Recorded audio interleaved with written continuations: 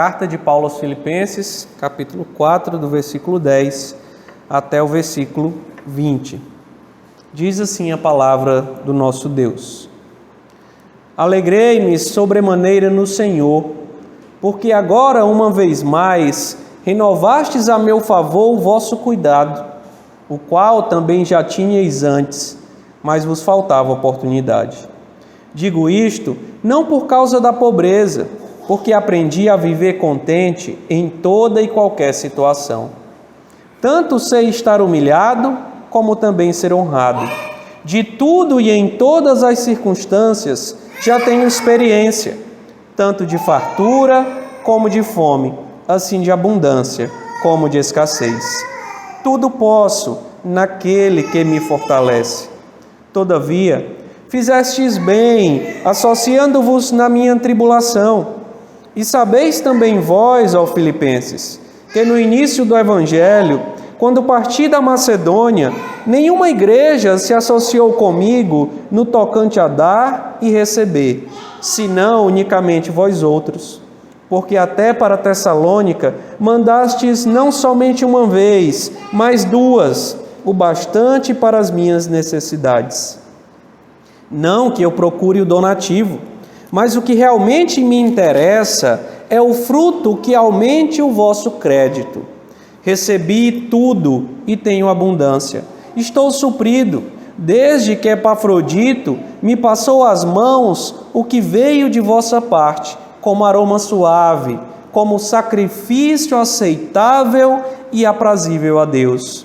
E o meu Deus, segundo a sua riqueza em glória, há de suprir em Cristo Jesus cada uma de vossas necessidades. Ora, a nosso Deus e Pai seja a glória pelos séculos dos séculos. Amém. Deus seja louvado, irmãos, pela sua palavra. Vamos orar mais uma vez? Senhor Deus, Deus que fala conosco através da tua revelação, da tua santa e bendita revelação que o Senhor nos entregou através deste santo livro que o Senhor nos deu. A Ti, ó Deus, nós oramos neste momento, suplicando pelo Teu auxílio, suplicando, ó Deus, que o Teu Espírito Santo venha aplicar em nós as verdades manifestadas nesse texto que lemos. Senhor Deus, que o Senhor nos ensine a confiarmos no Senhor diante das nossas necessidades.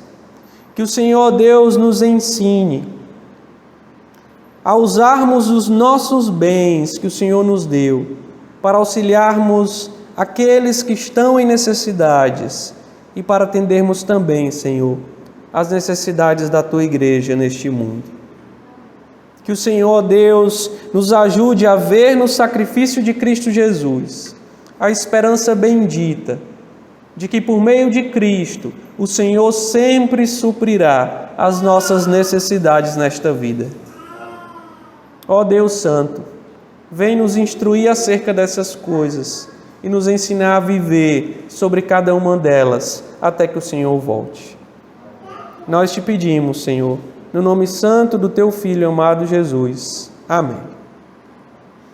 Irmãos, todos nós temos necessidades. Todos nós precisamos de alimento, precisamos de roupas, precisamos de cuidados com a saúde e de outras necessidades que temos nesta vida.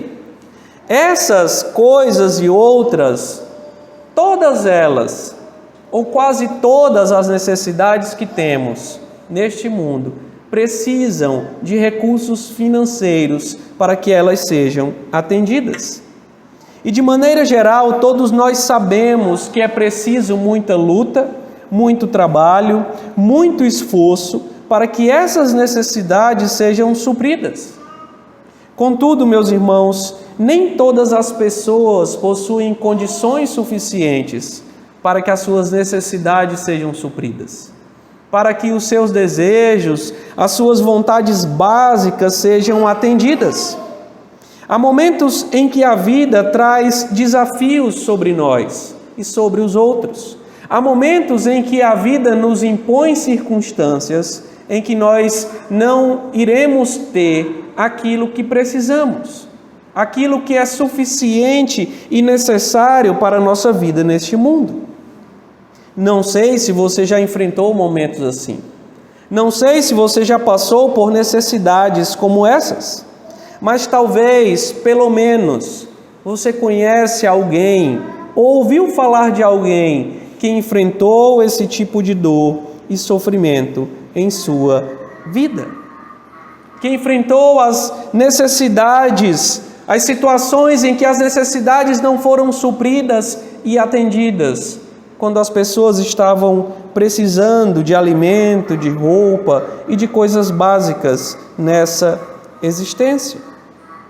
Diante disso, irmãos, a pergunta que fica para nós como crentes é como nós nos comportamos diante das necessidades. Como nós enfrentamos momentos, circunstâncias, situações em que nós precisamos de coisas básicas e possamos não tê-las por um tempo, não consegui-las por um tempo. E eu não me refiro aqui apenas às nossas necessidades particulares. Hoje nós falaremos de como nos portarmos ou como enfrentarmos necessidades da vida, mas não falando apenas das nossas, de necessidades particulares, mas de necessidades que outros podem ter, de necessidades que a própria Igreja de Deus, a Igreja de Cristo tem neste mundo. Como nós podemos enfrentar essas necessidades? Esse texto que nós acabamos de ler da Palavra de Deus, ele nos dá a resposta para essa pergunta, de como nós podemos enfrentar essas circunstâncias. Como nós já vimos, dentro do contexto da carta de Paulo aos Filipenses, está uma situação de grande e de extrema necessidade. Paulo está preso. Paulo está em Roma. Paulo não tem como suprir suas necessidades básicas pelo simples fato de estar preso. Ele precisa que alguém o ajude. Ele precisa que alguém supra as suas necessidades nessa situação. Do outro lado, longe dali, nós encontramos os filipenses, a igreja de Filipos. Uma igreja que também está enfrentando dificuldades, que também vive momentos onde não possuem o suprimento necessário para a sua própria vida. Uma igreja que está em meio a lutas. Como vemos em Filipenses 1:28, Paulo fala que aquela igreja está enfrentando adversários. Ela está lutando contra inimigos. Ela está travando uma batalha. E nós temos esse contexto. Um homem sozinho, preso por sua fé. E muito longe dali, uma igreja que o conhecia. E uma igreja que está também em aflição, em dificuldades, em necessidades. Contudo, irmãos, mesmo nesse contexto, mesmo nessa situação, a igreja dos Filipenses decide enviar um homem, como já vimos em outros momentos. Um de seus líderes, Epafrodito, ele vai a Roma, ao encontro de Paulo, para entregar a Paulo a ajuda da igreja. Aquilo que a igreja reuniu do meio dos seus membros e envia suprimentos a Paulo, recursos a Paulo, para que Paulo tenha suas necessidades atendidas. Assim, meus irmãos, um dos principais motivos pelos quais Paulo escreve essa carta é para dizer à igreja dos Filipenses da sua gratidão por receber esses donativos. Paulo escreve essa carta para agradecer aos filipenses. Se você olhar o início da carta, Paulo começa dizendo: dou graças a Deus por vocês. Paulo inicia agradecendo e Paulo termina a carta também agradecendo. Nesse texto que nós lemos, nós encontramos as palavras de gratidão do apóstolo Paulo, suas últimas palavras para aquela igreja, onde ele vai agradecer e exultar a Deus pela vida daqueles irmãos. E a partir dessas palavras de gratidão, meus irmãos, do apóstolo Paulo para a igreja dos Filipenses, nós aprenderemos que diante das nossas necessidades, nós devemos confiar em Deus.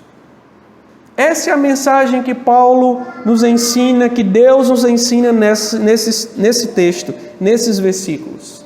Diante de necessidades, nós devemos confiar em Deus.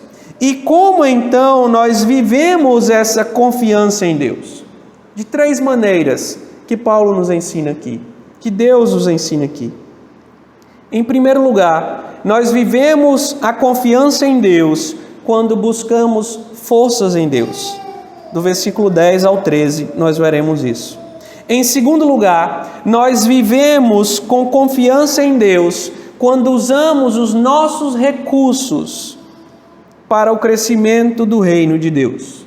Nós veremos isso do versículo 14 ao 18. E por fim, do 19 ao 20, a palavra de Deus nos ensina que nós vivemos com confiança em Deus quando mantemos a nossa esperança no Senhor. Portanto, irmãos, vamos ao primeiro ensino e instrução que esse texto nos dá.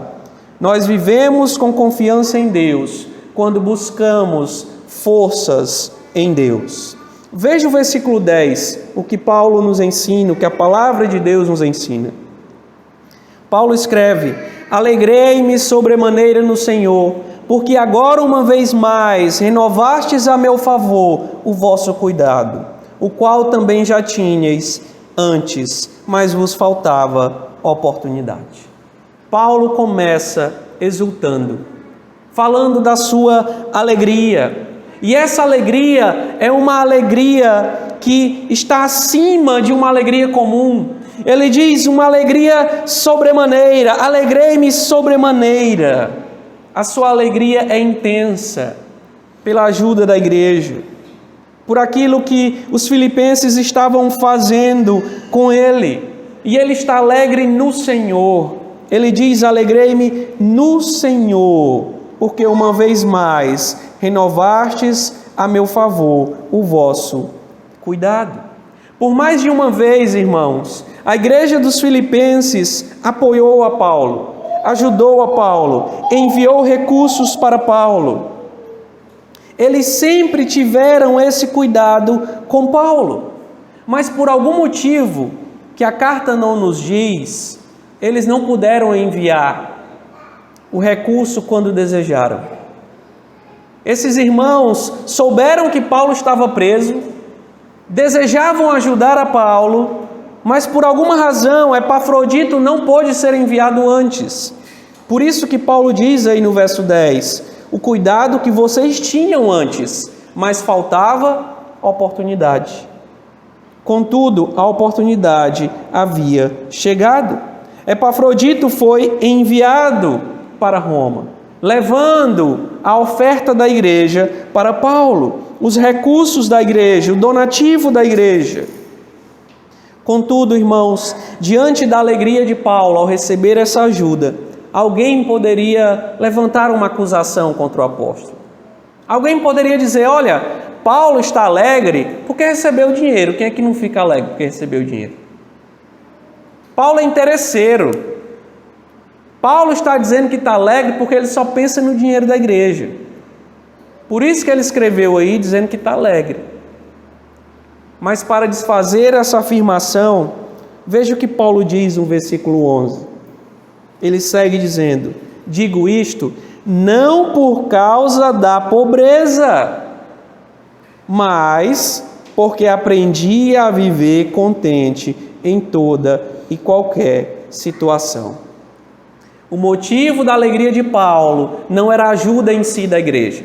O motivo da alegria de Paulo não residia, não estava fundamentado no fato dele ter recebido recursos e donativos da igreja. Paulo não está alegre apenas por ter recebido dinheiro dos filipenses. Não é esse o motivo da sua alegria. Ele diz: eu não estou alegre porque eu sou pobre e recebi dinheiro. Não é por isso. Paulo tem sua fonte em outro lugar. A fonte do seu contentamento está em outro lugar. Ele diz: porque eu aprendi a viver contente em toda e qualquer situação. E no verso 12, ele detalha algumas dessas situações. Veja o que ele escreve no verso 12. Tanto ser estar humilhado, como ser honrado. De tudo, em todas as circunstâncias, já tenho experiência, tanto de fartura como de fome, assim de abundância como de escassez. Paulo já tinha vivido tudo que alguém poderia viver. Tanto bem quanto mal. Tanto bom como ruim. Tanto ter fartura quanto ter pobreza.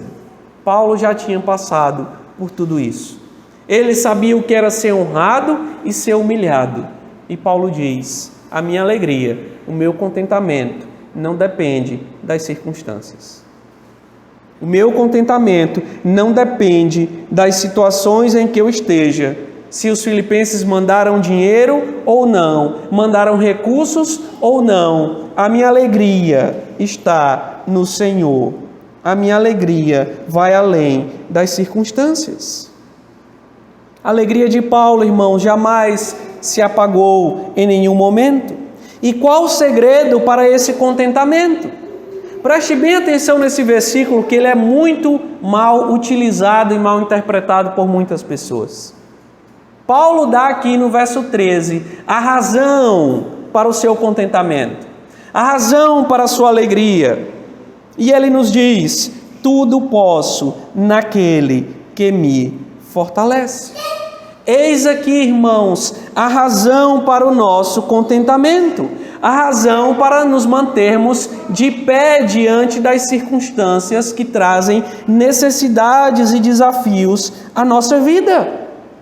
Paulo poderia passar por todas essas situações porque a sua confiança estava em Cristo, aquele que o fortalecia, aquele que o ajudava. E esse versículo, como eu disse, ele é mal interpretado. As pessoas costumam pegar e estampar no para-brisa do carro, lá no caminhão embaixo, na carreta. Costumam pegar esse versículo, colocar num quadro na parede e fazer dele um uso que não é uso adequado. As pessoas usam esse versículo muitas vezes para dizer assim: olha, eu tenho um sonho, eu estou lutando por ele, eu tenho diversas vontades, eu quero conquistar muitas coisas, e eu vou conquistar, porque eu tudo posso naquele que me fortalece.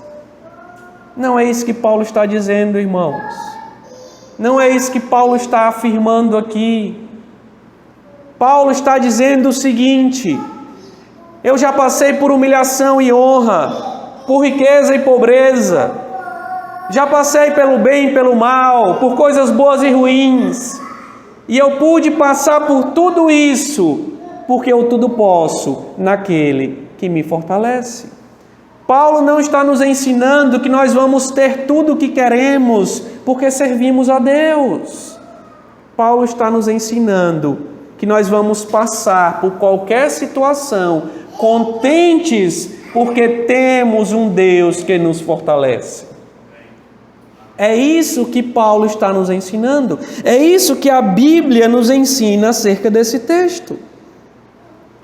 Nós não teremos, irmãos, nesta vida tudo o que nós desejamos. É possível, como eu disse no início, que enfrentemos situações em que até necessidades básicas não sejam atendidas como nós gostaríamos. Mas nós ainda assim podemos dizer: tudo posso naquele que me fortalece. Ainda assim nós podemos continuar tendo fé no nosso Deus, no Deus que estará conosco em qualquer situação. Nós não podemos, irmãos, permitir que as nossas necessidades, que as nossas carências neste mundo enfraqueçam a nossa confiança em Deus. E acharmos que pelo fato de não termos o que esperamos ter, Deus não está conosco. Deus não está nos abençoando. Deus está falhando conosco. Não é assim. Deus não nos prometeu que nós teríamos tudo o que queremos, mas Deus nos prometeu estar conosco em qualquer lugar ou situação que enfrentemos. Isso Deus nos prometeu. E essa confiança nós podemos ter no Senhor. Mesmo em meio às tempestades, irmãos, o Senhor está conosco. Mesmo em meio às nossas necessidades, o Senhor está nos sustentando ao nosso lado. Mesmo que os nossos corpos estejam fracos, nós podemos encontrar em Deus a força necessária para que a nossa alma permaneça de pé. Essa é a promessa de Deus para nós. Se os nossos corpos sentem fome neste mundo, irmãos, as nossas almas continuam sendo alimentadas por Deus. Se as despensas das nossas casas estiverem vazias, as despensas do céu continuam cheias e a graça de Deus continua sendo derramada dos céus sobre nós. A provisão de Deus sempre estará presente em nossas vidas. Mesmo que nós não sintamos, mesmo que nós não percebamos, mesmo que nós duvidemos disso, o Senhor sempre estará conosco. Sempre. Sempre que estivermos, irmãos, em momentos de necessidade, nós devemos elevar os nossos olhos para o céu, com a certeza de que Deus vela por nós. Com a certeza de que os olhos do Senhor estão sobre nós, de que aquele Deus que é soberano, que tudo criou, que tudo formou, que tem o cetro do governo do universo em suas mãos, Ele está conosco. Ele está conosco e Ele nos fortalece. E por isso podemos todas as coisas nele, através dele e por meio dele. Para termos essa confiança em Deus, irmãos, nós precisamos nos utilizarmos dos meios de graça que Deus nos deu. Há meios de graça estabelecidos por Deus para que a nossa alma seja alimentada, para que as nossas vidas sejam confortadas, para que a nossa esperança seja renovada, para que a nossa confiança em Deus seja alimentada. E quais são esses meios de graça? Leitura da Bíblia, oração, a devocional diária, vir à igreja, ouvir a palavra de Deus, se encontrar com Deus, receber a exortação de Deus, o encorajamento de Deus, a palavra de Deus. Irmãos, muitas vezes nós queremos nos isolar em dificuldades, nos afastar dos outros em dificuldades, duvidarmos de Deus em dificuldades, mas não podemos fazer isso. Nós precisamos nos aproximarmos do Senhor ainda mais e usarmos os meios de graça estabelecidos por Ele, para que a nossa fé seja renovada, para que a nossa confiança seja renovada, para que as nossas almas possam ser lembradas daquilo que facilmente esquecemos, de que temos um Deus e que podemos todas as coisas com Ele ao nosso lado. A segunda coisa, irmãos, que Paulo nos ensina nesse texto é que nós vivemos com confiança em Deus quando usamos os nossos recursos para o crescimento do reino de Deus. Veja o versículo 14, o que Paulo fala. Todavia, fizeste bem associando-vos na minha tribulação. Nesse versículo, irmãos, Paulo se resguarda de outra possível acusação. Talvez por ele ter dito anteriormente que a alegria dele estava em Deus e não na oferta da igreja, alguém poderia dizer, está vendo? Paulo é mal agradecido. Paulo recebe o dinheiro da igreja e está dizendo que isso não é alegria para ele, que que a alegria dele é Deus e que ele não faz questão de receber a oferta da igreja. E Paulo está se resguardando aqui disso.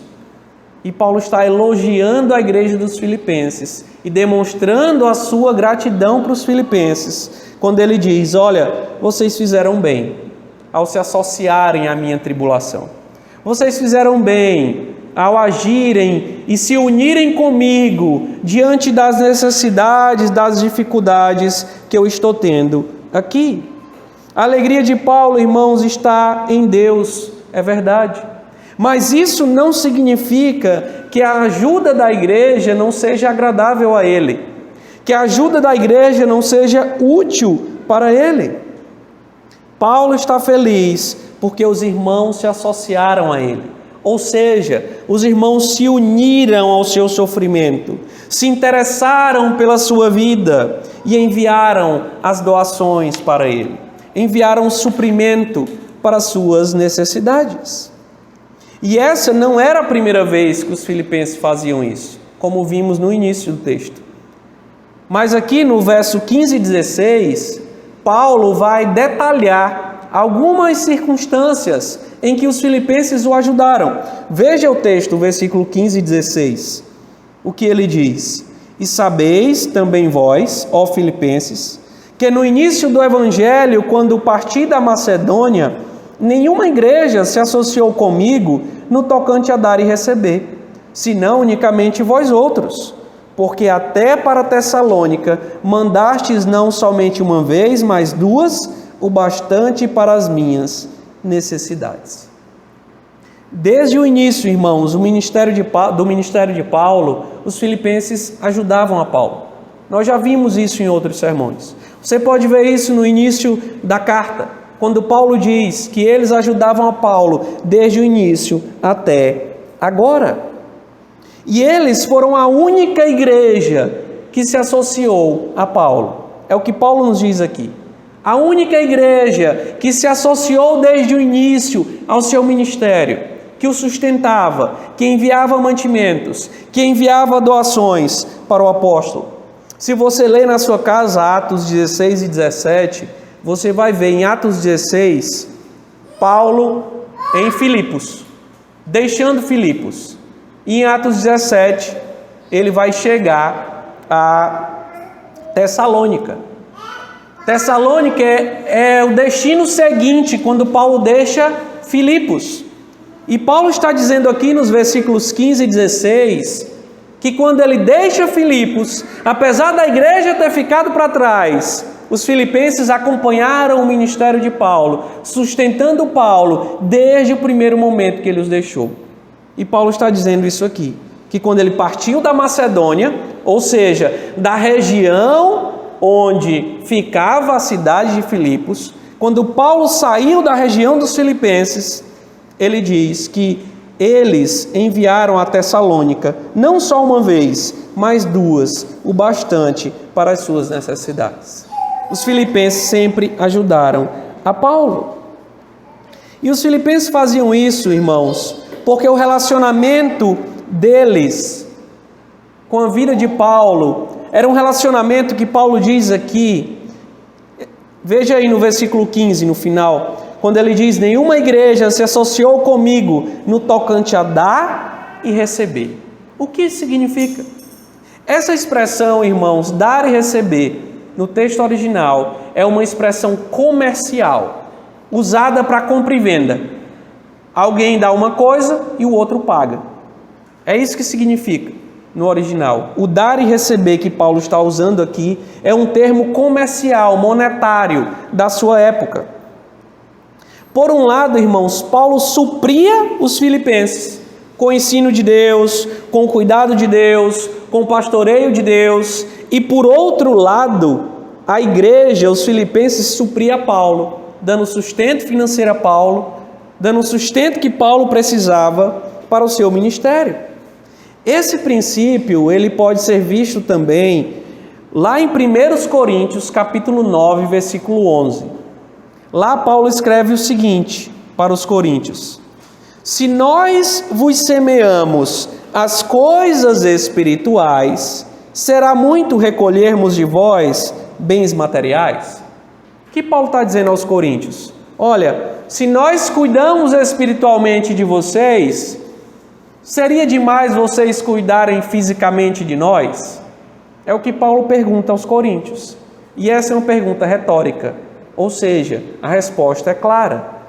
Não seria demais, essa é a resposta. A igreja teria que suprir Paulo fisicamente, porque Paulo estava suprindo a igreja espiritualmente. E os filipenses entendiam isso. O que os coríntios não entenderam, os filipenses entendiam. E sabiam que deviam sustentar Paulo, e sabiam que deviam retribuir o sustento espiritual que recebiam de Deus por meio de Paulo. Contudo, irmãos, mesmo que esse relacionamento envolvesse recursos financeiros, esse relacionamento de Paulo com as igrejas, principalmente com a igreja de Filipos, jamais foi um relacionamento baseado em dinheiro. Preste bem atenção nisso aqui. Apesar de envolver dinheiro, esse relacionamento jamais foi baseado em dinheiro. Nós já vimos que Paulo disse no verso 11 que a alegria dele não estava na doação recebida, não estava no dinheiro recebido, que a alegria dele estava em Deus. E ele vai ainda mais longe. Veja aí o versículo 17 de Filipenses 4, o que Paulo escreve: não que eu procure o donativo, mas o que realmente me interessa é o fruto que aumente o vosso crédito. Paulo está aqui, irmãos, dizendo com todas as letras: olha, eu estou agradecido em receber os recursos de vocês, mas eu não busco isso. Eu não busco dinheiro. Eu não procuro donativo. Eu não procuro os recursos de vocês. Eu estou alegre porque realmente o que me interessa é o fruto que aumente o vosso crédito. Paulo, irmãos, não tinha preocupação do crédito que ia cair na sua conta bancária. Ele tinha preocupação do crédito que a igreja teria diante de Deus, como filhos de Deus. É esse crédito que importa a Paulo. É desse crédito que ele está falando aqui. Do fruto que os filipenses estão dando por servirem a Deus. É esse crédito espiritual dentro da igreja dos filipenses que Paulo deseja que seja aumentado, não o seu salário. Essa não é a preocupação primordial de Paulo. A preocupação primordial de Paulo é com a vida espiritual da igreja.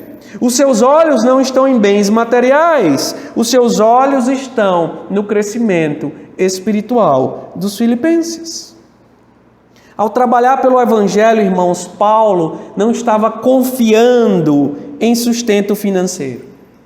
Mais do que isso, Paulo estava confiando na ação de Deus de transformar a igreja e fazer com que a igreja desse frutos. E fazer com que a igreja se portasse de uma maneira que ela tivesse crédito diante de Deus, do Deus que a salvou, do Deus que dela cuidava. Veja que quando Paulo recebe a oferta dos filipenses, ele sabe que essa oferta representa essa ação de Deus. Veja o versículo 18, o que Paulo diz aí: recebi tudo e tenho abundância, estou suprido, desde que Epafrodito me passou as mãos, o que me veio da vossa parte como aroma suave, como sacrifício aceitável e aprazível a Deus. Paulo, irmãos, teve suas necessidades atendidas pelos filipenses. Mas o motivo disso ter acontecido só é um: que os filipenses viam o sustento de Paulo como um sacrifício a Deus, como uma oferta a Deus. Percebam que, assim como Paulo, os filipenses também não estão olhando para os recursos. Os filipenses não estão olhando para o dinheiro. Perceba aqui, irmãos, nem Paulo e nem a igreja estão preocupados com dinheiro. Não há essa preocupação nem em Paulo, primariamente estou falando. Os olhos deles não estão focados nisso. Paulo não vê a igreja como um mercado. Não vê os irmãos como clientes que têm que pagar o que ele está fazendo. E nem a igreja está vendo Paulo como um funcionário que eles devem pagar por trabalhar para eles. Eles não estão olhando a situação nesses termos. Eles estão olhando para Deus. Eles nem mesmo, os filipenses, estão olhando para o próprio apóstolo Paulo, primariamente. Eles estão olhando para Deus, dando a oferta como sacrifício a Deus, o Deus que os salvou. Mais uma prova disso, irmãos, está no fato de que os filipenses eram um povo pobre. Abra sua Bíblia aí em 2 Coríntios, capítulo 8. Rapidinho, 2 Coríntios, capítulo 8. Versículos 1 e 2. 2 Coríntios 8. Versículos 1 e 2. Olha o que Paulo diz aos coríntios. Também, irmãos, vos fazemos conhecer a graça de Deus concedida às igrejas da Macedônia. Onde é a Macedônia? Onde os filipenses estão. Onde os filipenses vivem. Paulo está falando dos filipenses aqui.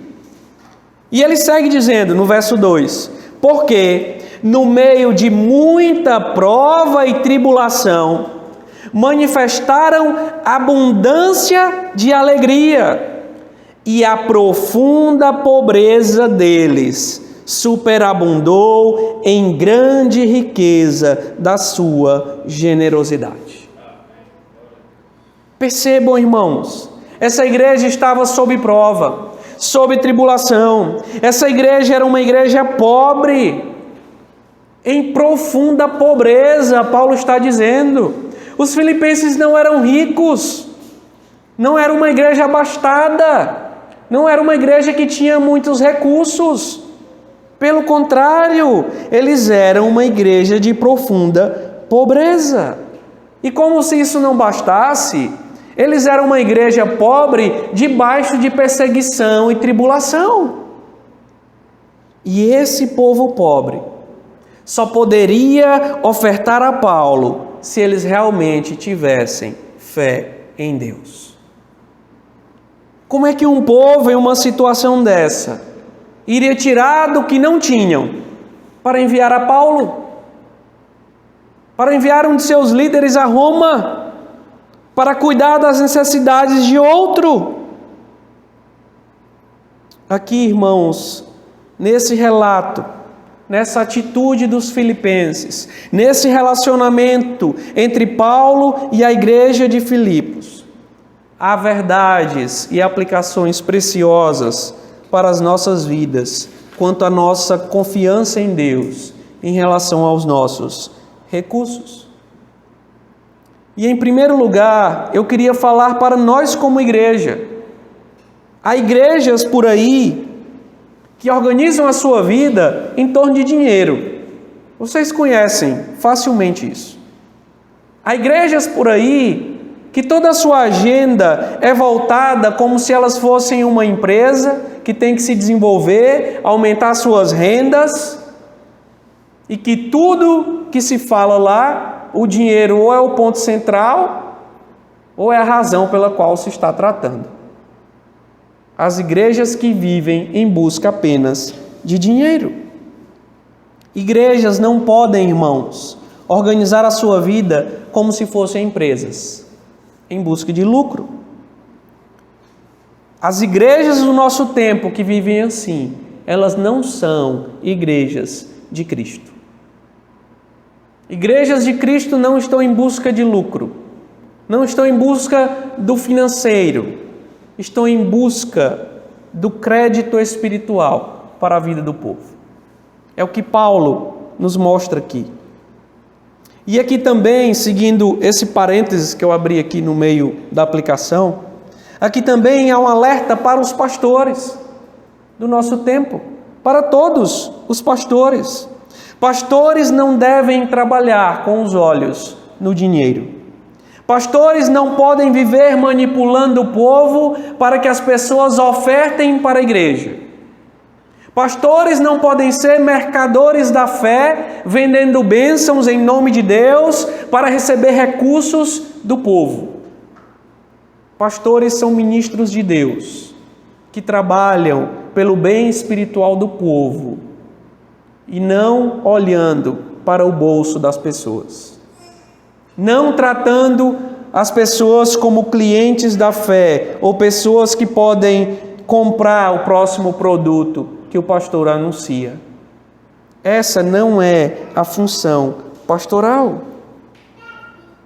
Jamais foi e jamais deve ser. Um pastor deve confiar em Deus, irmãos.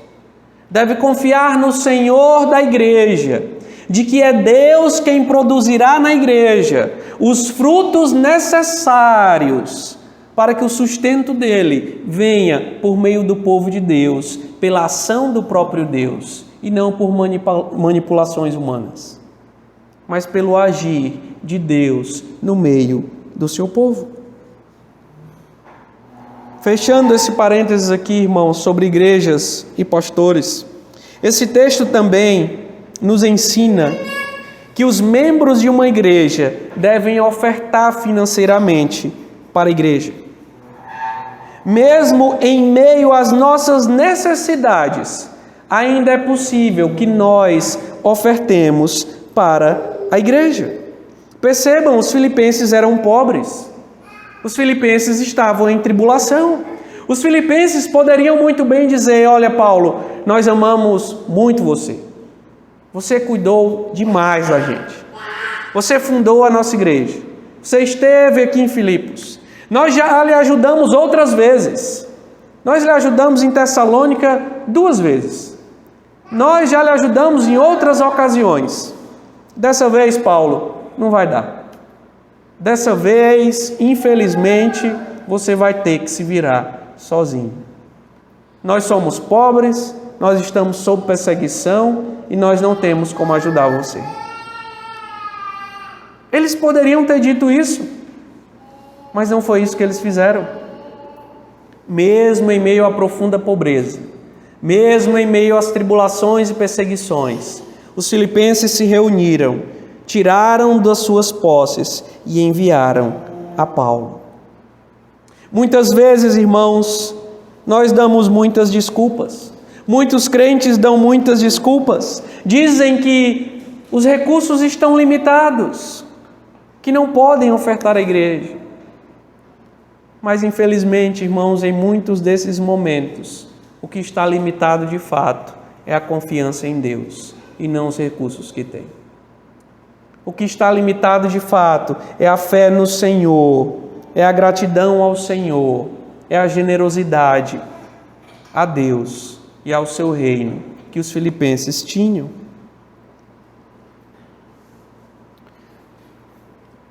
A razão principal para que muitas pessoas não ofertem à casa de Deus, ao seu reino, é apenas uma questão de prioridade. De organizar as suas finanças, os seus recursos, de organizar a sua vida, levando o reino de Deus como algo valoroso e prioritário em nossas vidas, inclusive na área financeira. Uma igreja, irmãos, precisa atender suas necessidades materiais. Toda igreja precisa, para que continue abençoando a muitos nas questões espirituais. Os filipenses sabiam disso. Por isso eles viviam esse relacionamento com Paulo de dar e receber. Eles sabiam que recebiam bênçãos espirituais e por isso continuavam suprindo Paulo, porque sabiam que Paulo precisava ser suprido para continuar abençoando espiritualmente a igreja. Assim são as igrejas, assim somos nós. Nós precisamos de um espaço. Nós precisamos ter despesas com algumas coisas. Nós precisamos imprimir boletim, por exemplo. E todas essas coisas exigem recursos materiais, para que por meio dos recursos materiais, nossas vidas sejam espiritualmente abençoadas e nutridas. Repito, não é que o reino de Deus se fundamenta em dinheiro, nós falaremos um pouco mais disso já já. Mas que essas coisas estão envolvidas na vida da igreja. Aqueles irmãos que ofertam para a igreja são os que entenderam o valor do alimento espiritual. São os que entenderam o valor do reino espiritual de Deus. Aqueles que ofertam para a igreja, eles ofertam crendo que Deus supre as suas vidas espiritualmente e continuará fazendo isso. Eles sabem o valor que isso tem. Nós, irmãos, vivemos com confiança em Deus quando nós usamos os nossos recursos para abençoarmos fisicamente a igreja, materialmente a igreja. Porque por meio da bênção material que nós damos para o reino, nós estamos contribuindo para que a bênção espiritual e a instrução espiritual continue chegando em nossas vidas. Por outro lado, aqueles que não se preocupam com as necessidades materiais da igreja, é porque ainda não entenderam a importância das coisas espirituais para a vida e do relacionamento que há entre as coisas materiais e espirituais na vida da igreja. As necessidades daqueles que trabalham para o reino de Deus. O foco, irmãos, da Bíblia não está naquilo que a oferta significa para a igreja. Preste atenção nisso aqui. O foco da Bíblia, irmãos, não está no que a oferta significa para a igreja, mas naquilo que a oferta significa para o ofertante. Em outras palavras, o foco da Bíblia não está no seu dinheiro, mas no seu coração e no lugar que o dinheiro ocupa no seu coração. Esse é o foco da Bíblia. Abra sua Bíblia aí rapidinho em Mateus 5, primeiro livro do Novo Testamento. Abra sua Bíblia aí em Mateus 5. Veja o que Jesus Cristo diz nos versículos 23 e 24, mostrando que a preocupação do próprio Senhor Jesus não é com o dinheiro, com a oferta, mas é com as nossas vidas.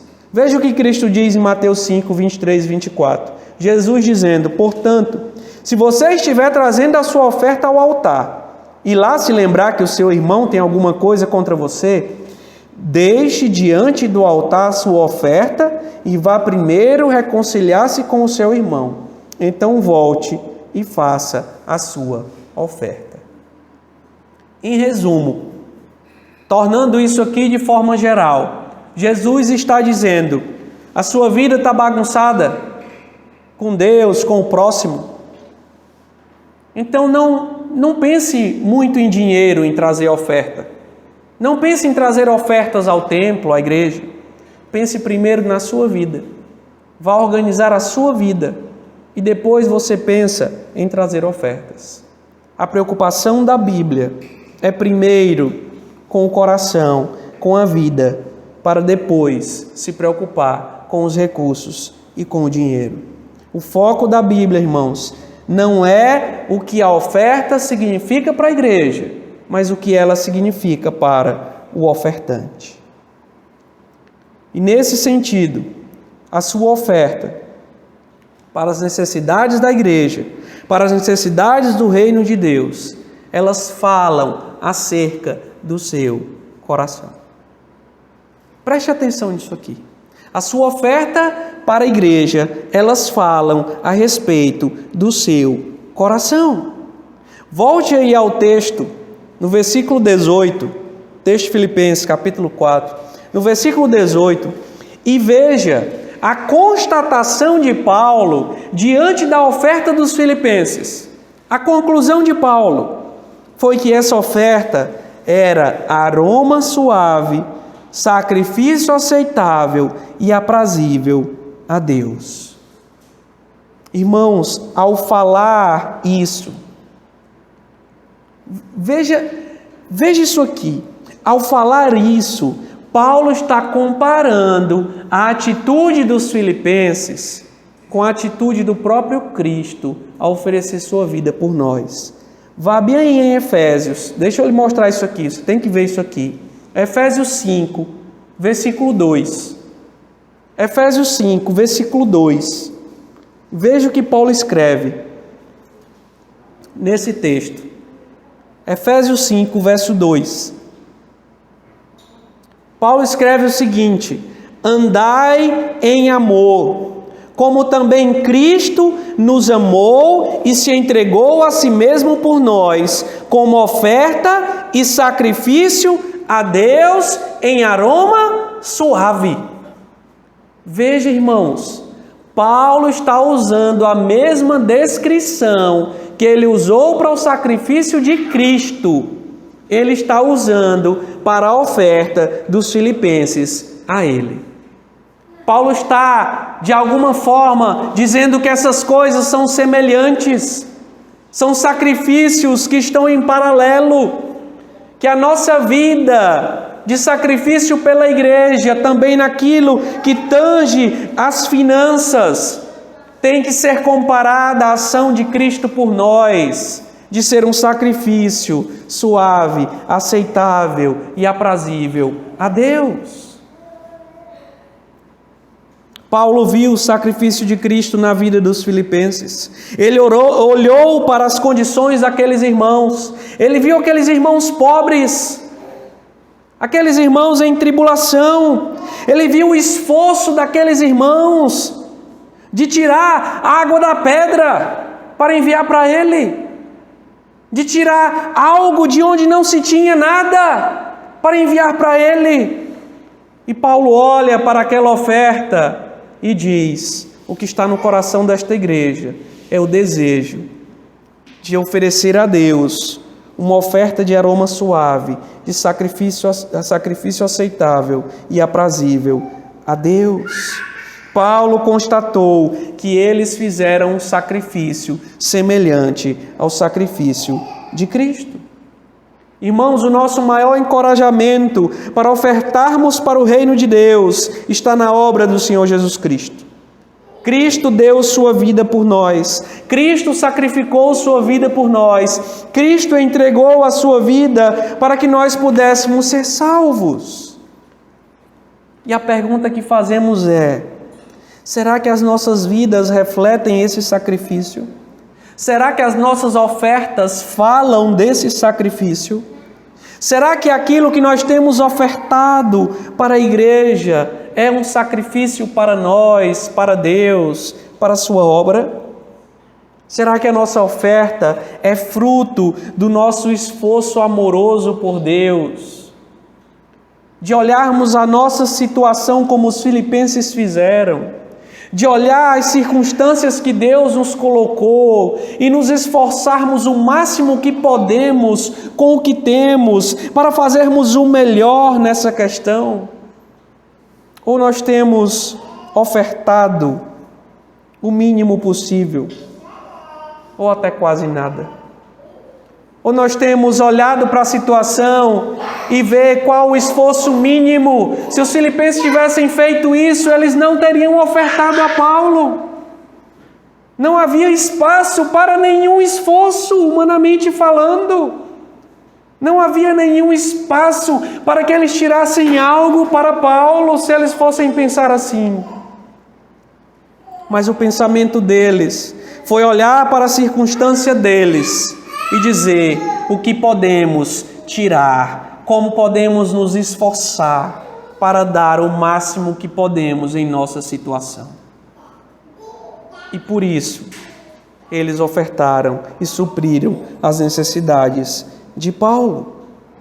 Na Bíblia, irmãos, há uma história interessante que você pode ler depois, em 2 Samuel 24, do 18 ao 25. Ali está a história do rei Davi, quando ele decidiu fazer um sacrifício a Deus, e ele então se dirigiu a um homem para comprar o campo daquele homem, uma terra daquele homem, para ofertar naquela terra. E o rei se dirigiu à casa daquele homem, e aquele homem, vendo o rei, recebeu a proposta do rei, quando Davi disse: olha, eu quero comprar o teu campo para sacrificar a Deus.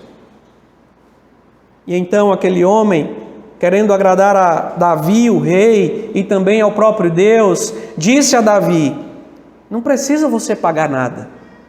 Se é para o rei e é para Deus, eu dou a terra. E não só a terra, eu dou os bois, eu dou a lenha, eu dou tudo que precisa para o sacrifício. Meu rei, você pode sacrificar a Deus e usar a terra. E Davi então olha para aquele homem e dá uma resposta que é famosa para muitos.